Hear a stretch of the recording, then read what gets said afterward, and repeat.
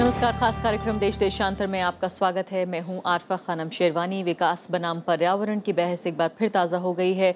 TSR Subramaniam समिति के जरिए दी गई सिफारिशों को संसद की स्थायी संसदीय समिति ने खारिज कर दिया है। दरअसल नरेंद्र मोदी सरकार ने पूर्व कैबिनेट सचिव टीएसआर सुब्रमण्यम की अध्यक्षता में एक समिति गठित की थी, जिसका काम पहले से मौजूद 6 पर्यावरण कानूनों की समीक्षा और उसमें बदलाव की सिफारिशें देना था। लेकिन समिति ने इसे ये कहकर खारिज कर दिया है इस रिपोर्ट को कि इस रिपोर्ट में पर्यावरण के संरक्षण की जो भावना है उसके खिलाफ जाती है रिपोर्ट। गैर सरकारी जो संस्थाएं हैं उन्होंने पहले ही आरोप लगाया था कि सरकार कॉरपोरेट्स के दबाव में कानूनों को नरम बनाना चाहती है। स्थायी समिति के जरिए इस रिपोर्ट को खारिज किए जाने के क्या मायने हैं, कितना गंभीर मामला है और कैसे पर्यावरण को संजोते हुए विकास की धारा बहने दिया जाए, इस पर हम बहस करेंगे अगले आधे घंटे के दौरान अपने खास मेहमानों के जरिए। मेरे साथ प्रोफेसर सीके वार्ष्णेय इस वक्त मौजूद हैं, जो कि फॉर्मर डीन है school of environmental sciences JNU में। दूसरे खास मेहमान मेरे साथ मेरे वरिष्ठ सहयोगी सीनियर असिस्टेंट एडिटर हैं अरविंद कुमार सिंह। श्रेष्ठ बनर्जी हैं मेरे साथ, रिसर्चर हैं सीएसई में।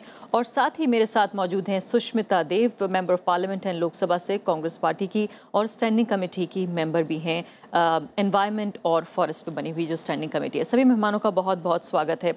सबसे पहले अरविंद जी, अगर आपके साथ मैं शुरुआत करूं कि इस मामले को कितना गंभीर माना जाए कि एक कमेटी की पूरी सिफारिशों को, पूरी कमेटी को रद्द कर दिया गया है स्टैंडिंग कमेटी के जरिए। क्या ऐसा पहले हुआ है कभी?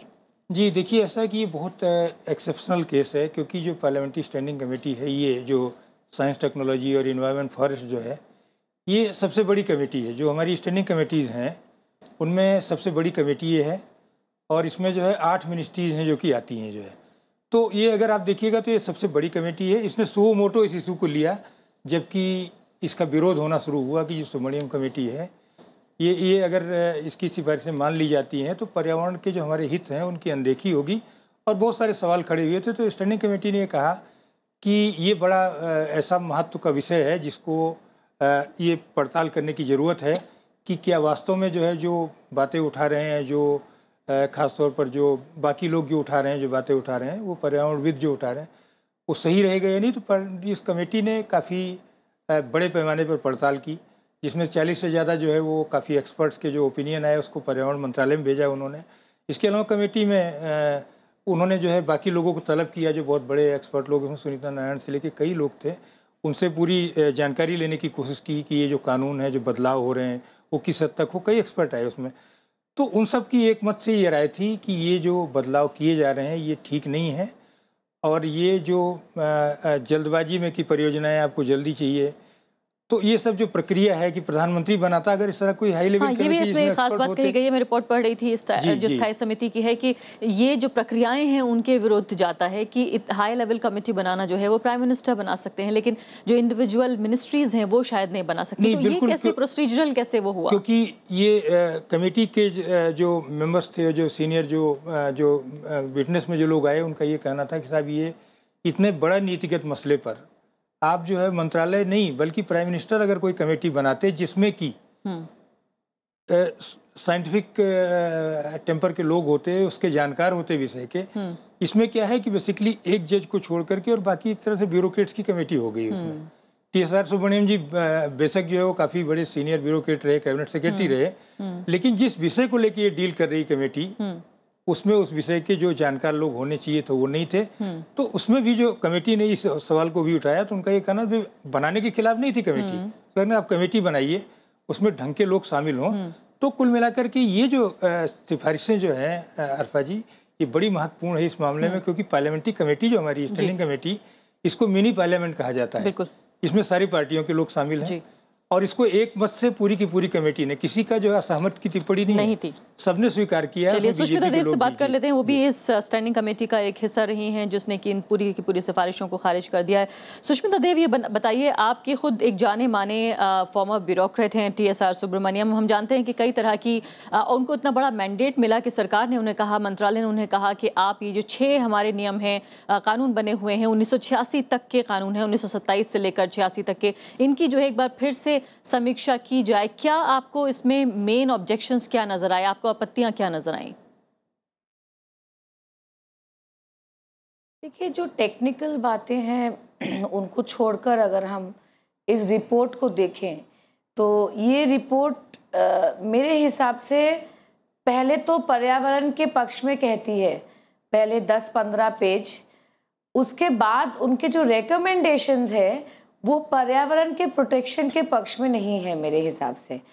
और जो कानून एक साल में नहीं बना, बट कई कई सालों की मेहनत के बाद जो 6 कानून बने थे, उनका इस कमेटी ने 3 महीने में सारा रिव्यू करके अपना रिपोर्ट दे दिया। देखिए, कानून ऐसी चीज है कि जब वक्त गुजरता है, कानून को भी वक्त के साथ परिवर्तन करना जरूरी होता है। पर 3 महीने में अगर भारत के एनवायरमेंटल एक्ट्स का रिव्यू हो जाए, इसमें तो गलती निकलेगी ही। उचित था उनको 6 महीना, 7 महीना, 1 साल, 2 साल लगाकर इसमें डीपली अंदर जाना था। वो डीपली गए नहीं, वो 2-3 शहरों में गए, 2-3 लोगों से मिले, 2-3 एनजीओ से मिले। आज न्यूज़पेपर में भी रिपोर्ट आया है, बेंगलोर में या कहीं जाके उन्होंने किसी से मिलने से मना कर दिया। तो देखिए, कानून का रिव्यू जरूर होना चाहिए, हम इसके पक्ष में हैं, पर अगर हम रिव्यू करेंगे तो हमको इसमें अच्छी तरह से डीपली रिव्यू करना चाहिए, सबसे मिलना चाहिए, स्पेशली एनजीओज और एनवायरमेंटल एक्टिविस्ट जो हैं उनकी हमको सुननी चाहिए। जी, तो सुष्मिता देवी कह रही हैं कि पूरा जो एक उसका कंपोजिशन था वो भी ठीक नहीं था। उसके अलावा ये भी सवाल उठ रहे हैं कि उसमें जो एक्सपर्ट्स थे एनवायरनमेंट को जानने वाले वो भी मौजूद नहीं थे, पब्लिक हियरिंग भी उस तरह से नहीं हुई जितनी होनी चाहिए। तो 3 महीने में कहीं ना कहीं इतने सारे कानूनों का, इतने पुराने कानूनों का आकलन कर लेना, यही अपने आप में काफ़ी हैरानी की बात है। प्रोफेसर वार्ष्णेय, आपको क्या लगता है, फिलहाल हम जिस मुहाने पे खड़े हैं, जिस स्टेज पे हम खड़े हैं, एक तो हमारे पास सुब्रमण्यम कमेटी की रिपोर्ट है, दूसरी अब हमारे पास एक महत्वपूर्ण ये एक पड़ाव आ गया जहाँ पर संसद की एक स्थायी समिति ने गंभीरता दिखाते हुए इसे पूरे को खारिज कर दिया। लेकिन आगे अब जो ये पर्यावरण बनाम विकास की बहस है, ये कैसे आगे जाएगी? हम जानते हैं ये वो सरकार है जो विकास का नारा लेकर ही फिलहाल सरकार में आई है, फिलहाल पद पर आसीन है, कैसे होगा ये? देखिए, मैं ये समझता हूँ कि विकास के साथ साथ पर्यावरण का रखरखाव भी उतना ही आवश्यक है। और सही विकास और टिकाऊ विकास और पर्पसफुल विकास जब ही हो सकता है जब पर्यावरण को सुरक्षित रखा जाए और उससे समन्वय करते हुए विकास को आगे बढ़ाना चाहिए। पहली बात तो मैं ये कहना चाहता हूँ, जो हमेशा लोग ऐसा समझते हैं कि पर्यावरण और विकास में कोई दुराभास है, कोई उन दोनों के अंदर एक ऐसी अपोजिट स्पिरिट है, तो मैं समझता हूँ कि ये एक गलत धारणा है। पहले तो हमको इसको सोच लेना चाहिए कि ऐसा नहीं है। मैं यहाँ तक कमेटी का सवाल है, मैं ये कहूँगा कि इस कमेटी का जो काम था वो बहुत ज़रूरी था कि ऐसे नियमों की समीक्षा हो और ज़रूर होनी चाहिए, क्योंकि पर्यावरण की जो नॉलेज है और जो इसका अध्ययन हो रहा है बड़ी तेज़ी से, उससे हमारी समझ भी बढ़ी है और उसकी एक जो नई रूपरेखा तैयार हो रही है उसमें काफ़ी बदलाव हैं। तो इन सब के लिए ये तो बड़ा आवश्यक है कि इन नियमों का और अच्छी तरीके से परख होनी चाहिए और इनका रिव्यू होना चाहिए। लेकिन इसका मतलब ये नहीं है कि जो भी है और जो एक स्ट्रक्चर अभी तक बना हुआ था उसको हम जल्दी में और किसी एक ख़ास वजह से कि उनका सिर्फ रिव्यू करना है, उनको हम आगे पीछे कर दें। इसमें एक और भी बात है कि कई सारे नए कानूनों का भी सजेशन दिया गया है। यही महत्वपूर्ण बात आपसे पूछ रही थी कि खासकर एक कानून की जो बात कही है, उन्होंने कहा इन सभी कानूनों को मिलाकर एक कानून ये बनाया जाए कि एनवायरमेंटल लॉज मैनेजमेंट एक्ट, कि ये सारे जो कानून हमारे पास मौजूद हैं इनको कैसे मैनेज किया जाए, मैनेजमेंट एक्ट की बात कही है। ये तो आइडिया ठीक लगता है। देखिए, ये आइडिया अपने में ठीक हो भी सकता है, लेकिन इसके साथ बहुत सारी इसमें पेचीदा बातें हैं। पहली बात तो यह है कि एक हायरार्की ऑफ जो कानून बनेंगे तो उससे तो सिर्फ कॉम्प्लिकेशन बढ़ेगा और इससे जो पर्यावरण के जो रक्षा है वो किस प्रकार से सुदृढ़ होगी इसके बारे में कोई जिक्र नहीं है। ये बड़ा आसान है कह देना। हमारे यहाँ ऑलरेडी काफ़ी कानून हैं और अगर इन कानूनों को सही तरीके से कार्यान्वित किया जाए और इनके ऊपर अमल किया जाए तो मैं समझता हूँ कि पर्यावरण की सुरक्षा करने में वो पूर्ण सक्षम है। प्रोफेसर वार्ष्णेय, एक बहस तो ये भी है कि 6 कानून जो हैं कहीं ना कहीं ये भी आपस में ओवरलैप करते हैं और इनमें भी एक तरह का की उलझन बनी रहती है। जी हाँ, इनमें ज़रूर ओवरलैप है, क्योंकि कहीं पे भी प्रकृति के अंदर ऐसा discrete air, water, wild life और फॉरेस्ट नहीं है। मुश्किल है एक चीज़ और मैं कहना चाहता हूँ कि इस पूरी रिपोर्ट में फॉरेस्ट बड़े प्रधान रूप से दिखते हैं, लेकिन हमको ये समझना चाहिए कि फॉरेस्ट के अलावा और भी ऐसी वनस्पतियाँ हैं और भी ऐसे इकोसिस्टम्स हैं जिनका फॉरेस्ट से ताल्लुक़ नहीं है, लेकिन वो बड़ी इंपॉर्टेंट हैं और बहुत क्रिटिकल हैं। जैसे कि ग्रासलैंड है, चरागाहों के बारे में इसमें कोई जिक्र नहीं है, और काफ़ी चरागाह की ज़मीन जो कि कॉमन लैंड कहलाते हैं, विलेज कॉमन लैंड, उनकी भी ज़रूरत पड़ती है डेवलपमेंट के लिए। तो उनके लिए क्या ऑल्टरनेटिव है? और हमारे यहाँ सबसे बड़ी वाइल्ड लाइफ के होने के साथ साथ बड़ी भारी संख्या में पशुओं की भी गिनती है जिनको कि चारे की ज़रूरत पड़ती है, तो उसके बारे में भी कहीं पे कोई जिक्र नहीं है। तीसरी और जो सबसे बड़ी ताज्जुब वाली बात है वो ये है कि वेटलैंड एक बहुत ही इंपॉर्टेंट टाइप के इकोसिस्टम हैं जिनके बारे में कहीं पे इसमें बिल्कुल जिक्र नहीं है, जो कि बहुत ज़रूरी हो गया है कि उनका हम अच्छी तरीके से संरक्षण करें। इससे हमारी वाटर सिक्योरिटी का मसला जुड़ा हुआ है, इससे हमारा भूजल का मामला जुड़ा हुआ है जो कि रातों दिन कम होता चला जा रहा है। तो इन सब चीज़ों को देखते हुए इसके अंदर पर्यावरण को पूर्ण रूप से, जैसे कहते हैं कॉम्प्रिहेंसिव एंड होलिस्टिक व्यू से मैं समझते हूँ देखने में थोड़ी सी कमी रह गई है, जिसकी की आवश्यकता है। श्रेष्ठा, ये बताइए कि फिलहाल एक तो जिक्र इस बात का हो रहा है कि जिस तरह के कानून का उन्होंने जिक्र किया, एक नया कानून बनना चाहिए, एनवायरमेंटल लॉज मैनेजमेंट एक्ट, ये कहीं ना कहीं सबको एक सूत्र में पिरोने की एक कोशिश है, जो कि जिस ओवरलैप का जिक्र हम कर रहे थे। इसके अलावा एक विवाद ये भी है कि उन्होंने जो फॉरेस्ट राइट्स एक्ट है और दूसरा नेशनल ग्रीन ट्राइब्यूनल एक्ट है, जो शायद इस समिति के दायरे से भी बाहर आ रहा था, उस पर भी अपनी राय रखी है। क्या सही है ये?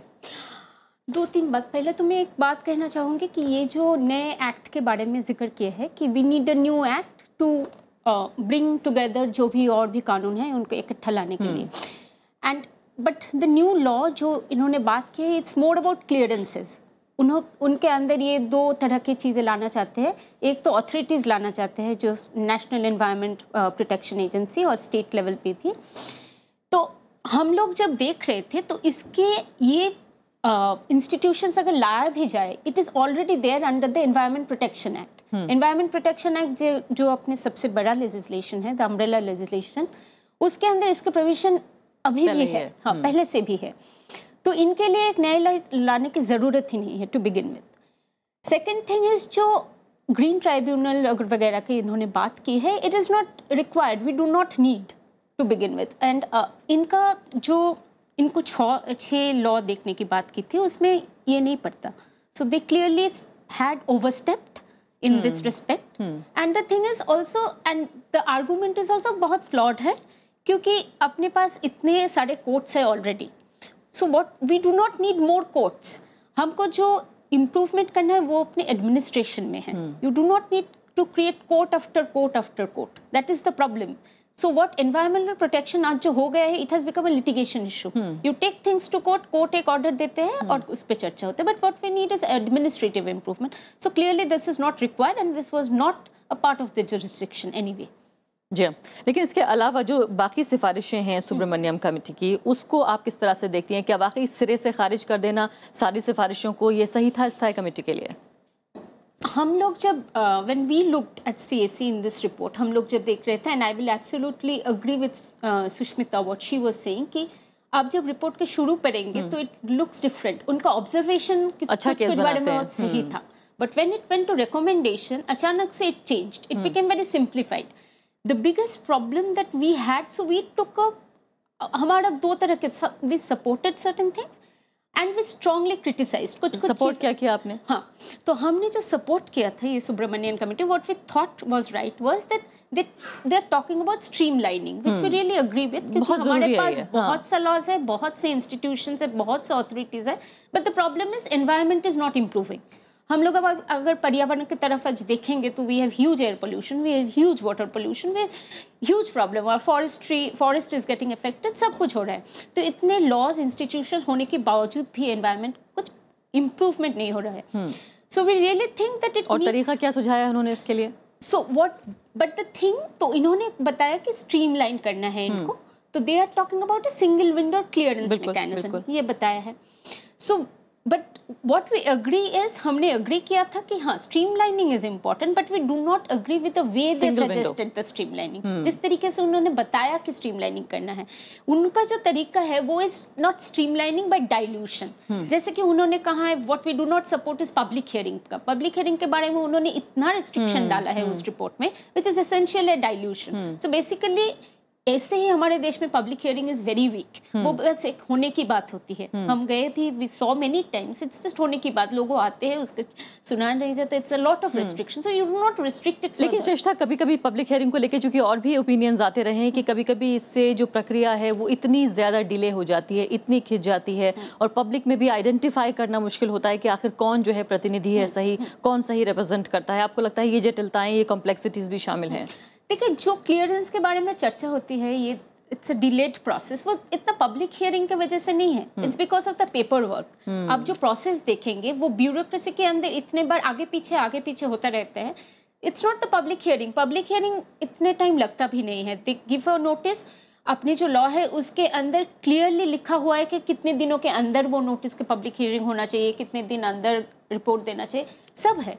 So it's not the process that public hearing is holding in back. And the problem is, आप अगर public hearing नहीं करेंगे शुरू में, एक बार प्रोजेक्ट आ जाएगा तो वो प्रोजेक्ट और भी कंट्रोवर्शियल हो जाएगा।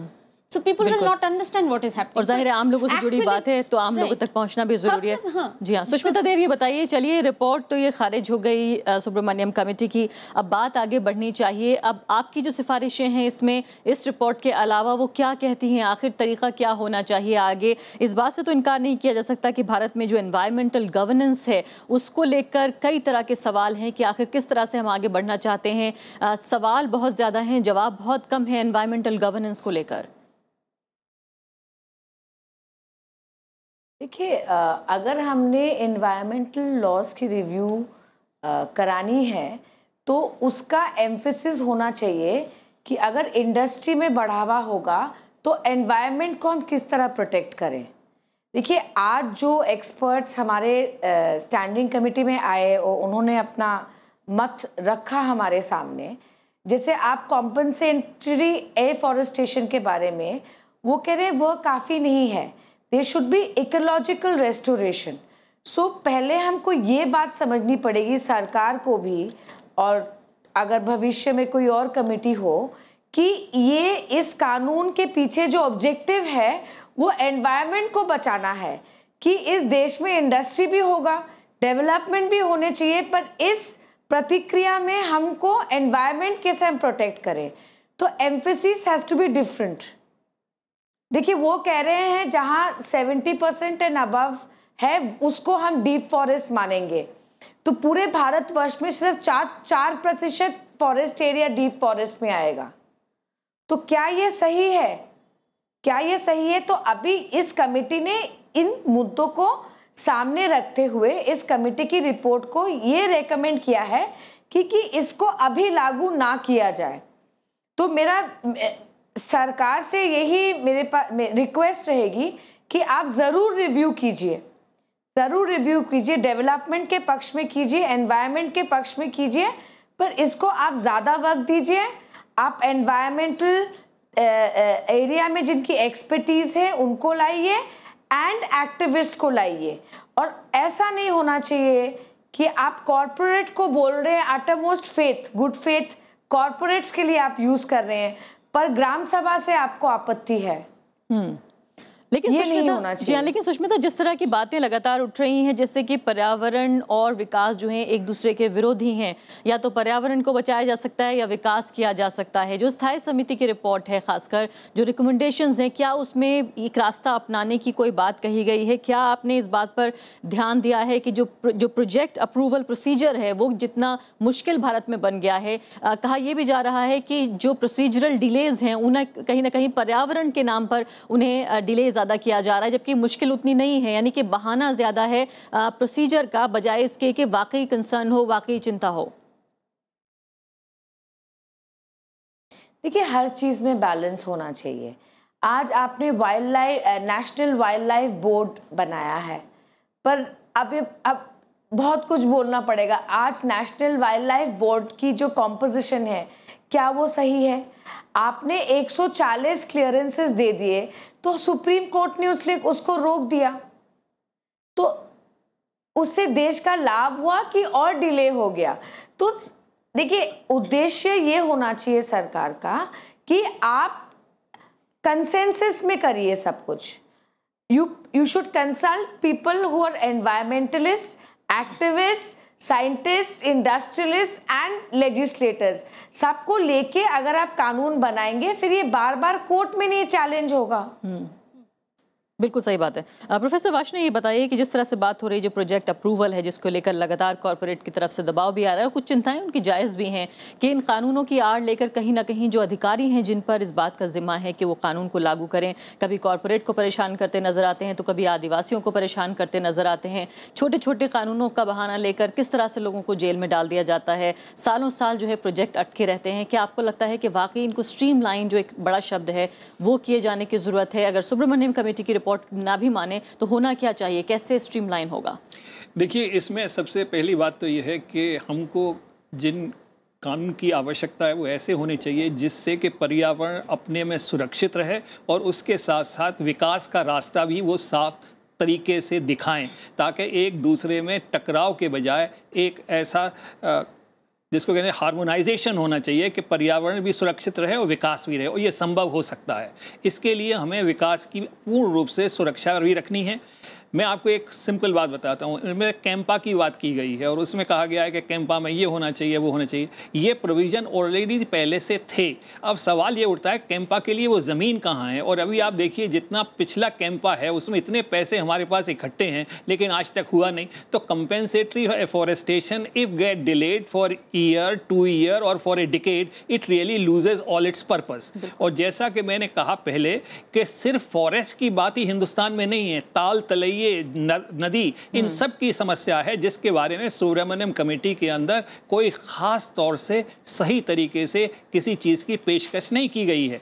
तो मैं ये समझता हूं कि इसमें जो दृष्टि रखी गई है वो थोड़ी सी ज़रा नैरो है, जिसको कि हमें ब्रॉड करना है और सारे पर्यावरण को लेकर जैसे देर होती है तो सबसे पहले हमें एनालाइज करना चाहिए वो कौन सा ऐसा स्टेप है पर एनवायरनमेंट क्लियरेंस में जिसमें कि सबसे ज़्यादा डिले होती है और किस तरीके से हम उस डिले को कम करें ताकि ये प्रक्रिया जल्दी हो जाए और इसमें इंडस्ट्री का भी समय बर्बाद न हो और उसके साथ साथ पर्यावरण का भी पूर्ण रक्षा हो। एक चीज़ जिसके बारे में मैं फिर से कहूँगा वो ये है कि इस रिपोर्ट का मुख्य रूप से तात्पर्य ये होना चाहिए था कि हम पर्यावरण का किस तरीके से और एक्स्ट्रा सुरक्षण दे सकते हैं, उसके साथ साथ किस तरीके से हम विकास का रास्ता भी निकाल सकते हैं। तो इसमें अगर इस प्रक्रिया को करने में और अगर इस दृष्टिकोण से अगर हम इन कानूनों की रिवीजन करें और इनका रिव्यू करें तो मैं समझता हूँ एक सार्थक तरीके से हम एक रिपोर्ट दे पाएंगे।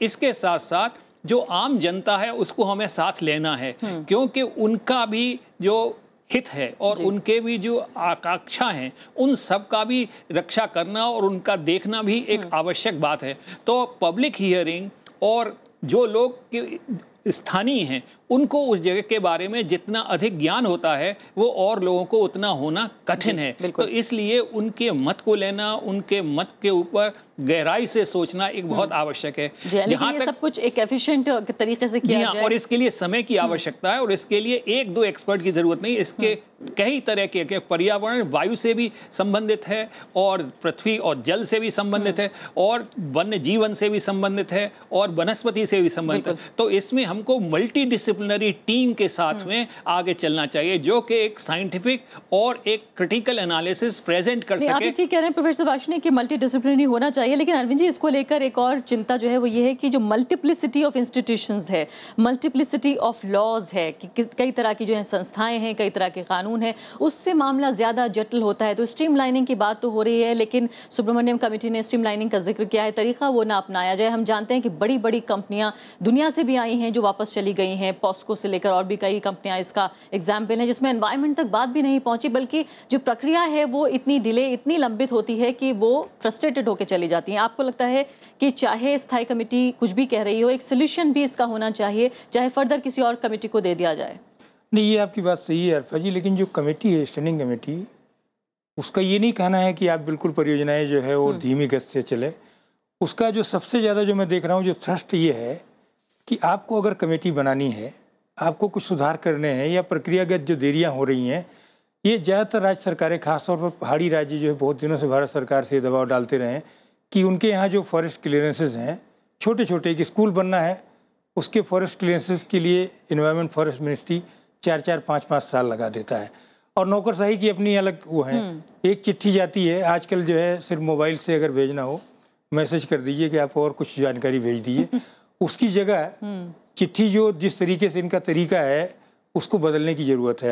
आज हम एक नए संचार क्रांति के युग में जी रहे हैं, तो वो लेकिन एक जो भारत सरकार हो या राज्यों की जो नौकरशाही है वो एक परंपरागत ढर्रे पर चली आ रही है।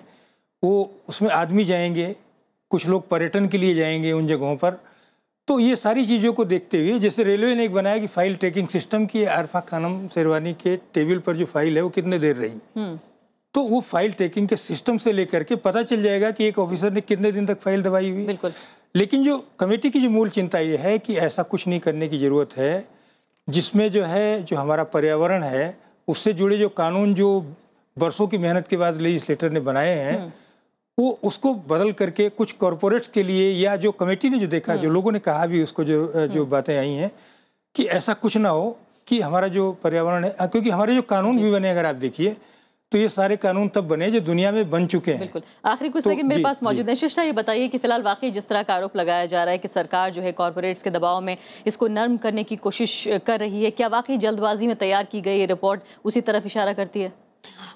देखिए, मैं पहले तो एक बात कहना चाहूँगी विच आई मिस्ड, एंड मैं ज़रूर कहना चाहूँगी कि now that they are proposing a new committee to come up which is okay, but the thing is that सबसे बड़ा प्रॉब्लम जो सुब्रमण्यन कमेटी रिपोर्ट का था वो था कि this committee was brought in to look into 6 laws, हाँ, इसका 6 laws and environmental governance process.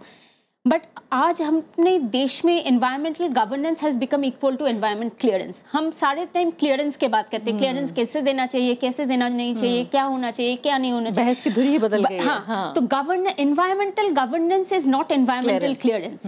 First of all we really need to understand this, सबको यही समझना है। And the next committee which comes in, what we think that is the main thing they need to understand. It should not be another report of clearances. It should be about a entire पूरा environmental governance reform मुख्य focus जो है वो reform होना चाहिए, वो reform होना चाहिए। And environmental governance reform is everything.